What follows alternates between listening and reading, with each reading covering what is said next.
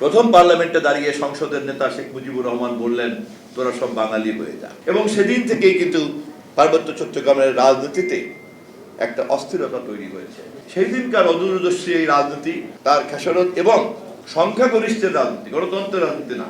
দুর্ভাগ্য হচ্ছে এই যে অপরের সৃষ্টি করা রাজনৈতিক এই নৈরাজ্য এবং অদূরদর্শিতার সমস্ত জঞ্জাল দূর করার দায়িত্ব গ্রহণ করতে হয়েছে আমাদের শহীদ জিয়াউর রহমানকে। 1975-এর 15 আগস্ট তৎকালীন সরকারের প্রভাবশালী মন্ত্রী খন্দকার মোস্তাকের নেতৃত্বে ষড়যন্ত্রের প্রেক্ষিতে আওয়ামী লীগের আভ্যন্তরীণ কোন্দলের কারণেই শেখ মুজিবুর রহমানকে হত্যা করা হলো এবং যেই মন্ত্রিসভা বহাল থাকা অবস্থায় তিনি মৃত্যুবরণ করলেন, সেই মন্ত্রিসভায় তার রক্তের উপরে আবার খন্দকার মোস্তাকের নেতৃত্বে মন্ত্রিসভা গঠন করলেন।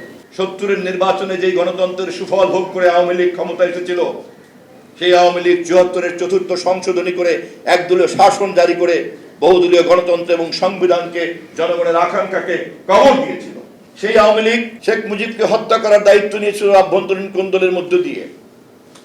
সেই আওয়ামী লীগের মনোনীত প্রধান বিচারপতি বাংলাদেশে প্রথম সামরিক শাসন জারি করেছে।